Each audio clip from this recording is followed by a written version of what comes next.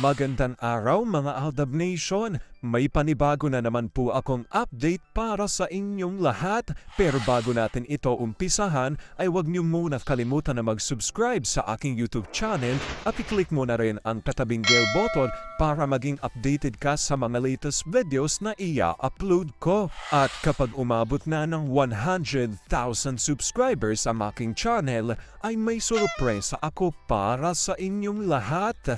Alam kong excited na kayo kaya naman ngayon, umpisahan na natin ang ating kwentuhan. Ang pag-uusapan natin ngayong araw na ito kung saan ano nga ba ang nakain at biglang naging Aldab fan ulit si Alan Kay? Mukhang inutusan na raw yata ng mga sotos at ng kanyang mga boss sa ZGOC. Ang tanong, ano nga kaya ang agenda ng mga ito? Alam ba ito ng Maychard at ang mga fans ay dapat nga bang matuwa kay Alan Kay? Ano ito, gano ito katotoo at may sapat nga bang ebidensya ang makakapagpatunay rito?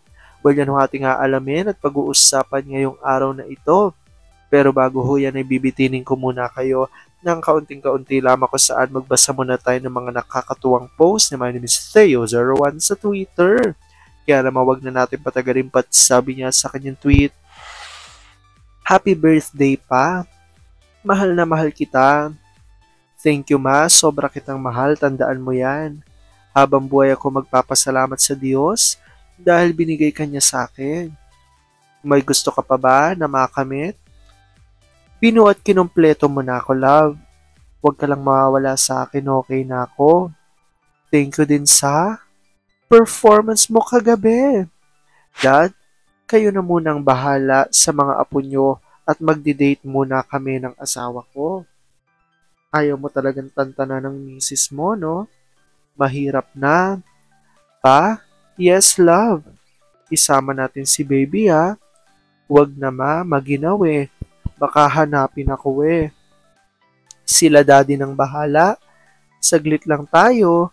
Mga 3 rounds lang, okay na. Gagi, sa kalagitnaan ng celebration, love, ano? Ba't ang layo mo dito? Dito ka lang, ito naman. Smile ka nga, dali.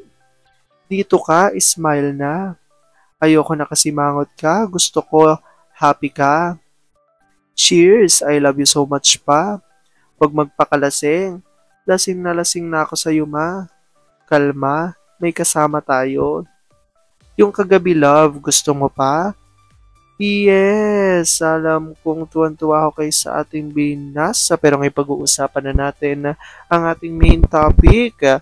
Oops, wait lang, saglit lang to. May ipapaalala lang ako para sa mga bago pa lang sa aking channel. Huwag niyong kalimutan na mag-subscribe sa aking YouTube channel at i-click nyo na rin ang notification bell para lagi kayong updated sa mga latest videos na i-upload ko at para maging parte na rin kayo ng aking Fanatics Channel family. Well, alam kong super excited na kayo sa ating kwentuhan, kaya naman dumako na tayo sa ating main topic.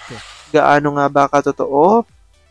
Na ano nga bang nakain at biglang naging Aldab fan ulit si Alan Kay?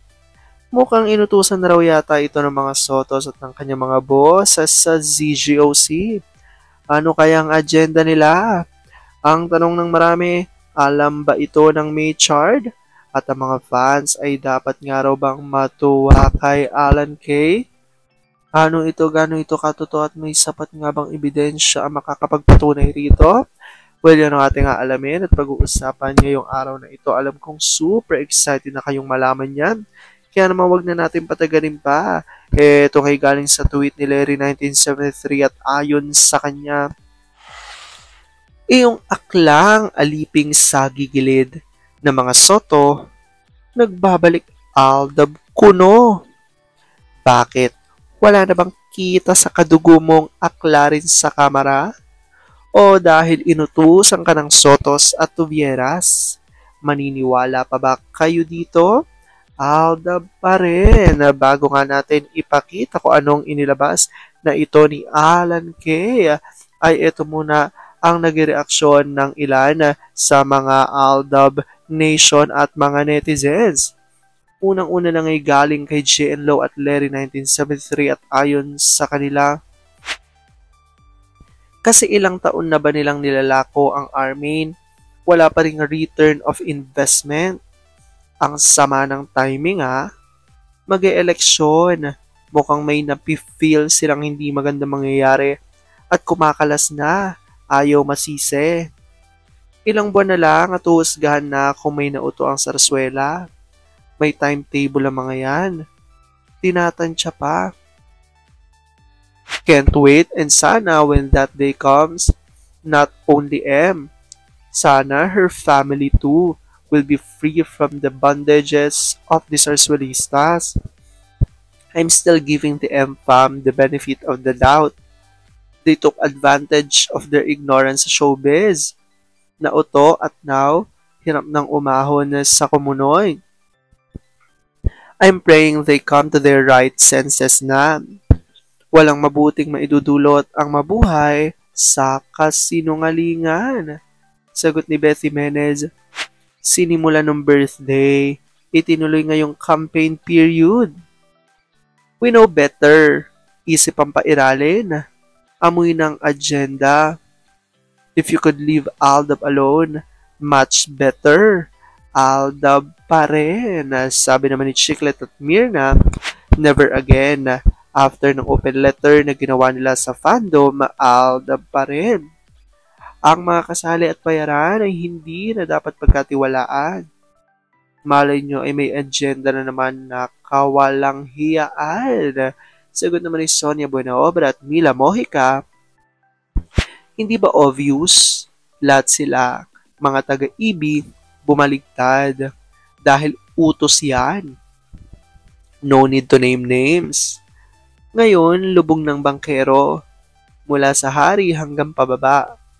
Aldab ang pinakamatamis ngayon sa kanila. Nakakatawa sila dahil hindi ko alam kung kaya nilang ibalik ang tiwala ng fandom. Sagot ni Mila Mojica, whether it's true na siya nga ang nag-post, wala siyang mapapala. A liar will always be a liar. Kung sino man ang inutusan nila, tsak ay may hidden agenda ang Z-Group. It is campaign period, so alam nyo na.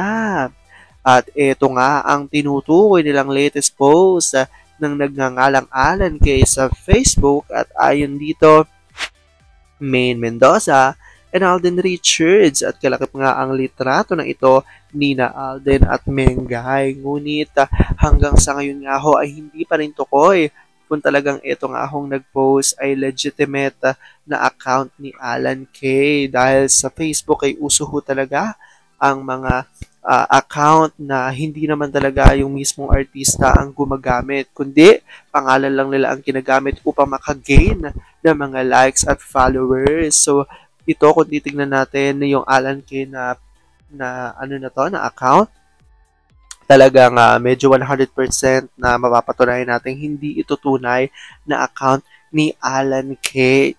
Ngunit syempre maraming ADN ang natuwa dito sa post na ito at nagpasalamat niya kay Miss AK. Ngunit sabi nga ng ilan sa mga Aldab Nation at sa mga true-blooded Aldab Nation source ay wag nga raw masyadong magbunyi dahil baka mamaya ay meron na namang mga agenda na binabalak ang ZGOC upang mawasak ang mga Aldab Nation dahil alam nga daw ng mga ito na hanggang ngayon talaga ay buong-buo pa rin at marami pa rin ang sumusuporta kina Alden at Meng na mga Aldab Nation simula pa ng umpisa hanggang sa ngayon na talagang patuloy na naghihintay na dumating ang tamang panahon na para sa May Chard. Well, comment down below dyan guys kung ano po opinion nyo patungkol dito. Alam ko dahil dito, marami pa rin sa inyo mas lalong yung kumakapit at naninindigan na Aldab May Chard is real. Pero sabi nga natin na kahit ano pa man na magdesisyon, yun na Alden at Meng sa kanilang buhay, karera at buhay pag-ibig, kailangan natin sila supportan, kailangan natin itong tanggapin ng buong buo. Dahil yun ang kanilang deserve. At yun ang aking update for today's video. Maraming salamat mga Aldab Nation. Ingat!